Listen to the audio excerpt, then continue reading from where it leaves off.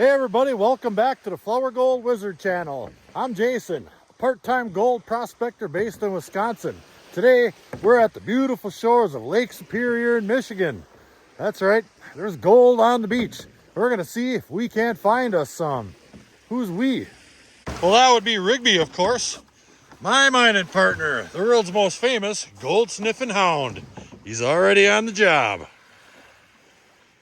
And so far, it looks like a beautiful day. Not too wavy. Hopefully the flies stay away. I heard the flies are bad up here. So we just made it down to the beach. And what we're looking for are black sand deposits. Thought you said we were looking for gold. Well, I did. The black sand is the next heaviest thing on the beach. And the gold and the black sand seem to congregate together. So that black sand is a really good indicator of where you could look for gold. Here's a small little deposit right up here. Let's go take a little look. And you can see everything is just all blonde sand, but you get up in here and you can see mixed in some of this black sand right here. Now it's not a very big deposit. I think we're gonna end up walking up and down the beach a little bit, see if we can't find something a little better. Now if you'll notice behind me and all around me, we're standing on a fairly good sized black sand deposit. Now that would be a good indicator that gold may be accumulating along with this heavy black sand. To do that, typically we'd come down here with a regular pan or something and take a little pinch and go out in the ocean there and pan it out. But Mike Pung, the inventor of the gold cube, came up with this. This is called the Banjo pan.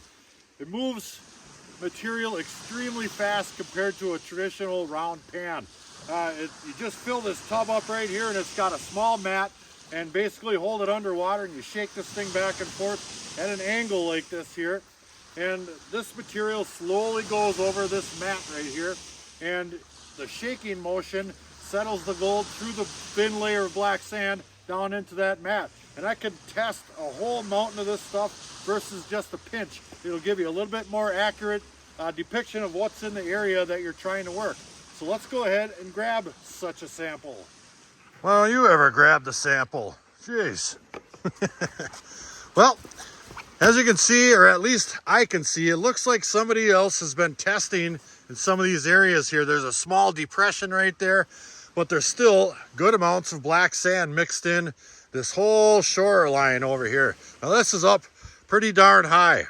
Up until this year, the water levels in Lake Superior up quite a bit, and the water would come right up in here all times of the day. I mean, it was extremely high. It's probably 4 or 5 feet lower than it was last year, and it's exposed a lot more of the beach. However, the lower water doesn't churn up the beach as much as it did before, where you could come down here week after week and it was different every darn time you come down here, and there's new black sand deposits. Some of them are absolutely loaded with gold, you know, some not so much.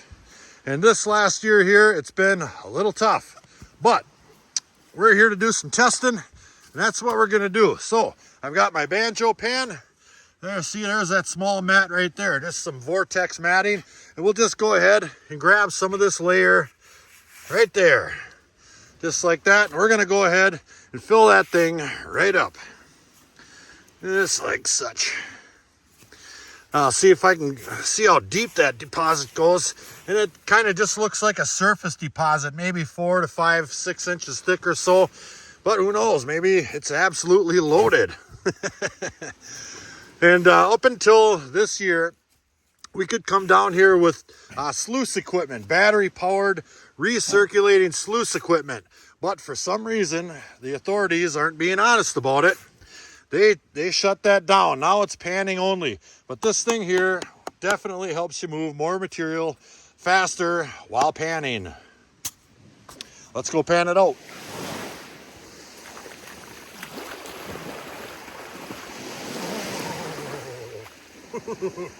All right, now that's a level pan right there. I'm gonna leave the camera run and do this in real time, just so you have an idea of how fast this thing actually is.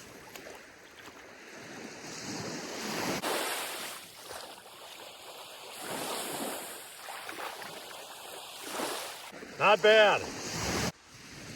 All right, now this little mat pops right up and out of there, and you can lay it in that pan and swish it around and all that. But I find it's just as easy to fill your pan up with water, hold it over the pan like such, just splash it out.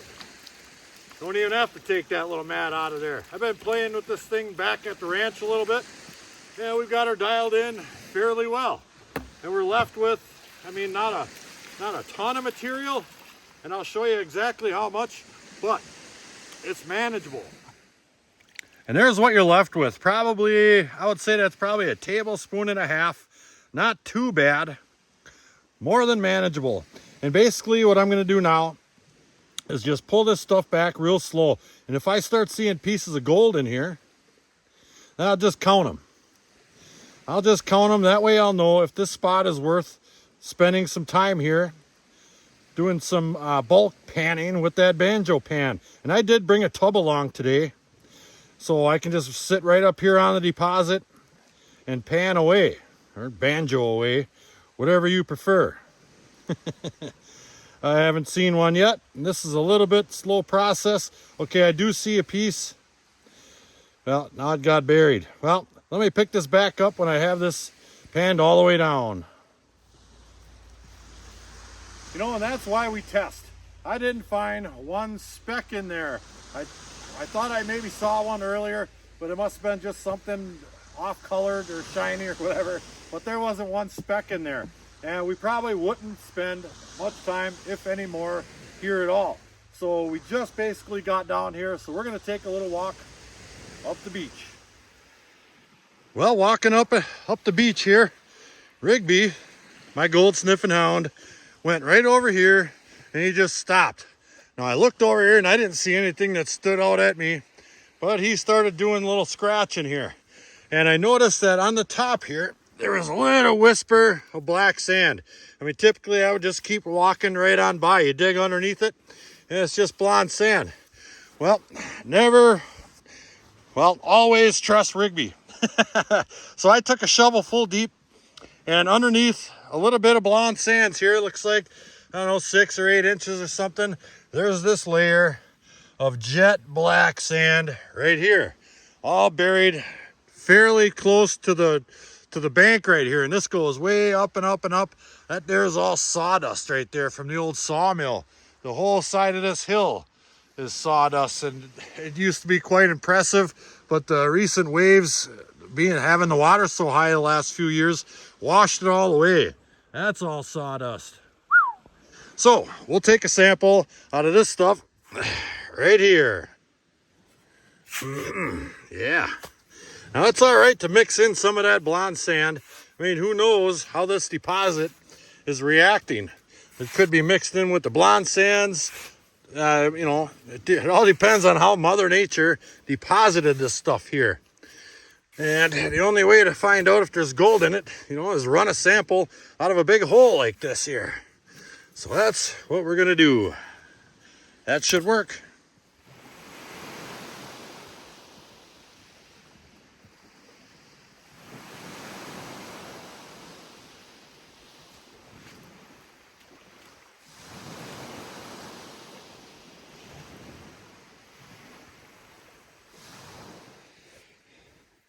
I brought a little water back with me. Now you're probably thinking, why don't you just pan it out in there?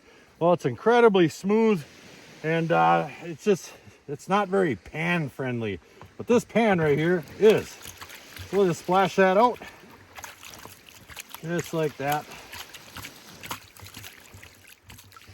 Took a little belt sander to the bottom of all my pans yesterday too. They're starting to get all scratched up from working in the creeks and all those rocks. All right, well, let's see if there's anything in this batch. And we found 2 little teeny weeny, eensy weeny little specks. Right there they are. Not very good, but it's in 2 more specks than we found at that last location. And Rigby's laying down right there. That's got to be a good sign. So with gold in the area, it might just be a matter of poking around left or right, up or down, see where this deposit heads off to. Maybe there's a streak. Let's poke around a little bit. Yeah. And we certainly have been poking around a little bit. We went down the beach that way quite a ways and dug a whole bunch of holes. We found black sand in many locations, but no gold better than what we found here. And after poking around here for just a little while, we found a little bit better gold downhill a little bit. There's where we were sampling before, a couple pieces. And then I decided to dig right behind this giant log right here buried. And look down there, it's a little bit deeper. That's probably almost 2 feet deep, but it's some good stuff down in there. Maybe it even gets better as we go. So I'm gonna dig that out of there. We're gonna set up camp right here. I think we should be able to stay in the shade a little bit longer in this location because it's already getting good and warm. Hey there, big man. I got him some fresh water, yeah. So let the fun begin.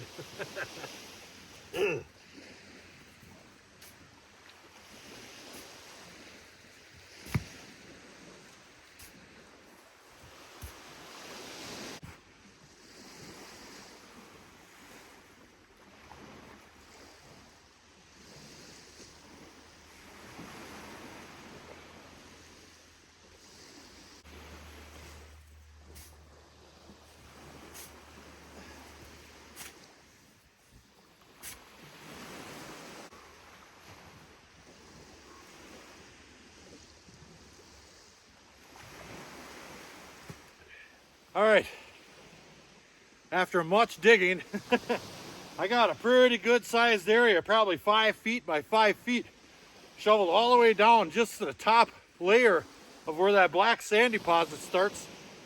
You can see as I scratch, there's nothing but black sand under all that stuff right there.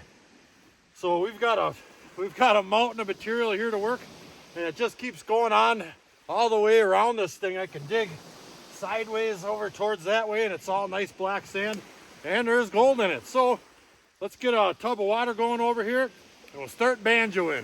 Bow, bow, bow.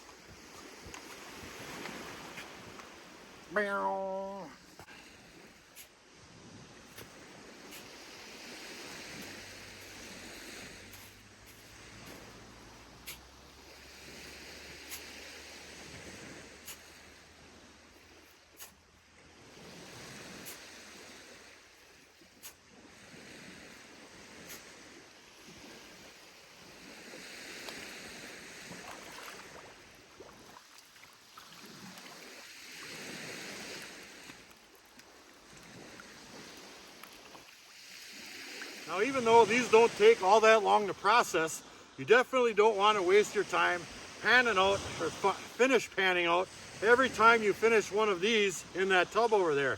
It's valuable run time, so to speak, that you could be doing, getting more gold rather than just looking at some gold. We already know there's gold here. So each and every time I get one of these done, I'm just going to take it, put all the concentrates right in a pan.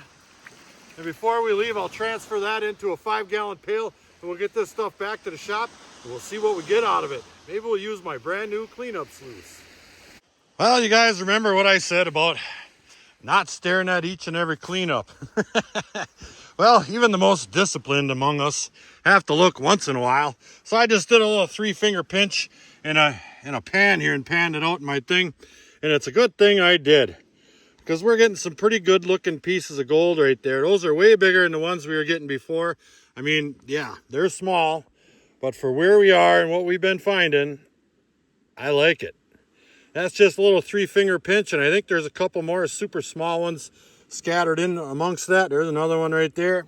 I didn't pan it all the way back. I just saw that and got super duper excited. Bow. So we'll let the work continue. Ooh, does that look tasty or what? Yeah. It is an absolute gorgeous day out here. A little hot for my blood. A little hot for Rigby's blood, too. I've got my hole filled in already. I tell you what, you waving that magic banjo pan around all day, shaking it back and forth, and your arm gets pretty sore.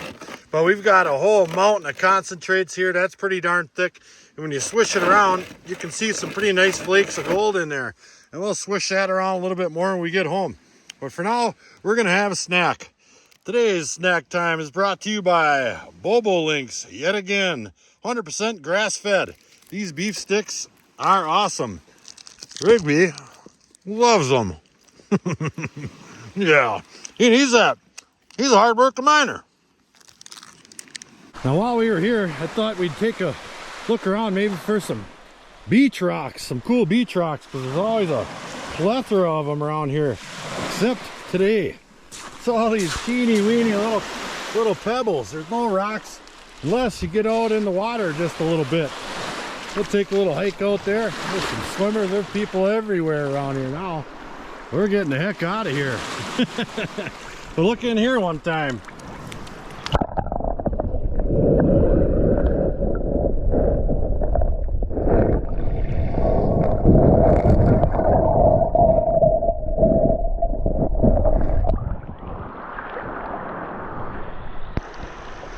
Cobbles Maximus. That's what that is. All right, we're gonna hit the road. Back in a bit. We're back. That was a 4-hour ride home, but we made it no problem. I've already got this all set up and ready to roll. I've got the concentrates in a little bucket over there. So let's get to scooping. And before we get too carried away, I'll just give you a little quick peek at my little sluice here. Flourgoldwizard approved. Less cons, more gold. This is for the absolute microest of the micro gold. I mean, you throw some big fat flakes on here, they're probably going to wash off, but that's not what this is for. This is for beach gold right here. So we'll go ahead and set this baby up and get the scooping. All right, we'll turn on our speed controller. And here comes the water. I've got a bunch of jet dry in that water already.